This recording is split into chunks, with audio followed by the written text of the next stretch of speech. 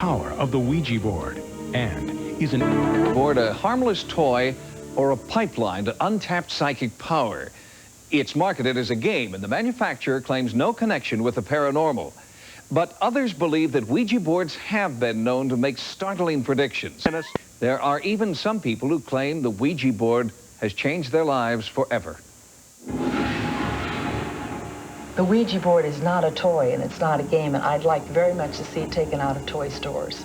Unfortunately, there are many negative experiences with Ouija boards, just as there are positive ones. I mean, I felt like I was being raped. Well, when I first started using the Ouija board, it was just for fun. And then about a year ago, I took it out and something happened. And I got scared and I put it away. And I went to bed. It was about 1:30. I kept feeling like there was something or someone in the room. And I tried to get up and I was pushed down. This tremendous force on my chest was picking me up and throwing me back down again. I felt like I was being attacked. I grabbed the sheets and I tried to hold down to the bed, but I couldn't. I mean, I felt like I was being raped. The Ouija board, in one form or another, has been used for centuries by many different cultures. The first recorded use was in 479 BC, when a Ouija-like instrument was used in China to communicate with spirits of the dead. The contemporary Ouija board hit the U.S. market in the mid-1890s and was originally called a witch board. Imagine, if you will, that the Ouija board is like a dimensional doorway. In using the board, you basically open yourself up as a receiving station. You can get something positive or you can get something extremely negative. Some experts dispute its paranormal significance and suggest a more down-to-earth explanation. Not all contacts on the Ouija board come from the spirit world. A lot of them are operated through the subconscious or unconscious minds of the operator or operators. The Ouija board is a mechanical device which is used to facilitate automatism. And automatism is where a part of the body or the mind does something that is unconscious. In utilizing a Ouija board, the planchette can be moved by changes in the muscular tension of the people who have their fingers on the planchette. And that muscular tension can be controlled by one's subconscious or unconscious mind. Perhaps the most bizarre case involving the use of a Ouija board occurred 2 years ago in Augsburg, Germany. 6 U.S. Army enlisted personnel, analysts with high-level security clearances, claim messages from a Ouija board encouraged them to risk their careers and imprisonment to carry out the directions of the board. Only now have 2 members of the group agreed to come forward. Basically went to the Ouija board out of frustration to find answers about ourselves and other things. Davis claims the Ouija board's responses were almost immediate and that they spelled out the details of impending worldwide disasters. In a period of about 6 months, we really only used the board 7 times.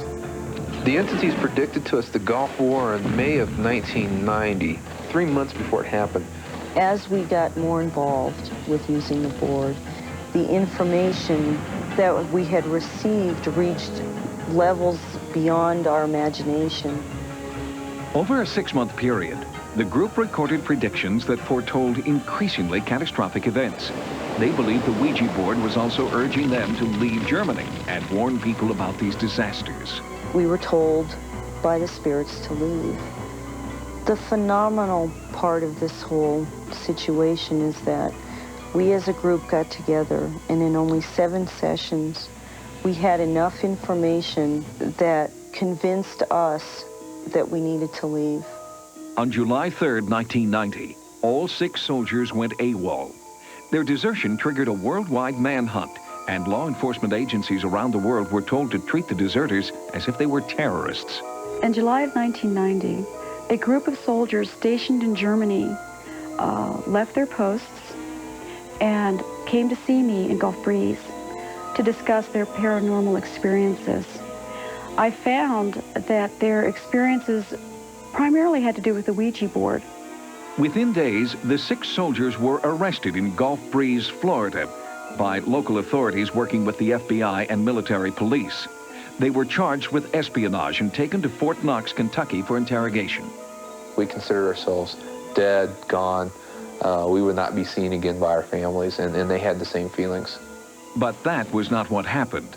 After the soldiers were interrogated, the case took a bizarre twist. In a break with standard procedure, the Army decided to release all 6 soldiers with honorable discharges. Was there a connection between the unprecedented discharges and the Ouija board's predictions? All of our predictions were documented. The military confiscated all of our written notes after we were captured 2.5 years ago. So the government knows that our predictions are extremely accurate, but for them to admit that publicly, of course, is a different matter.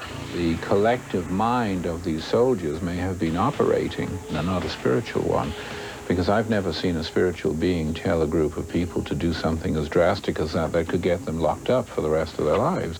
What power did the group really tap into?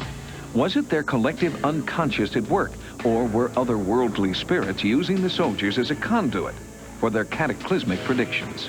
What people tap into a lot of the times when they're experiencing a real negative phenomena with the board is what we call inferior spirits or low-level intelligence. These are people, entities, animals who have not migrated to the next level of life.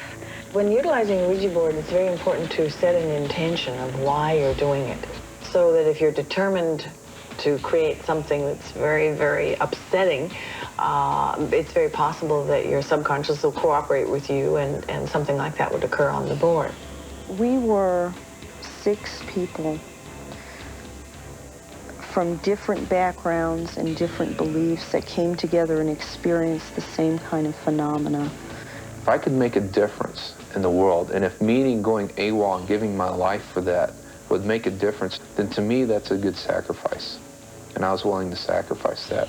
Also, I felt the information we were getting was important enough not to be hidden. If there's a possibility of it happening, people need to be told.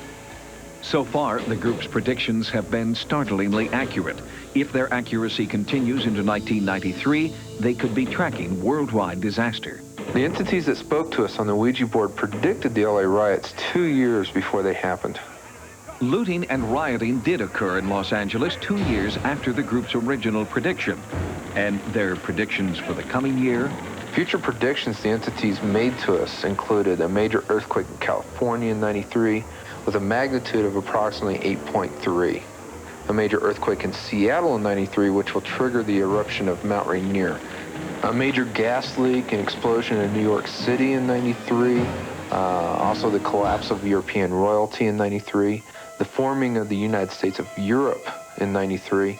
Skeptics may deny the Ouija's power, but many still caution against its use. I genuinely cannot recommend the use of the Ouija board. In my experience, there are too many negative experiences, and sometimes very serious negative experiences, recorded as a result of opening up areas of reality that the people are not ready to handle.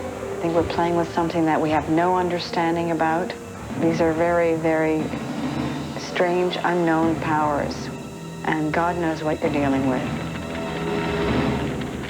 According to Vance Davis, the group hopes that their Ouija predictions for the coming year don't come true. If they should come to pass, the group believes that it will signal 6 years of cataclysmic change. Once the catastrophic chain of events begins, all 6 members say that they will go into hiding and won't reemerge until the year 2000.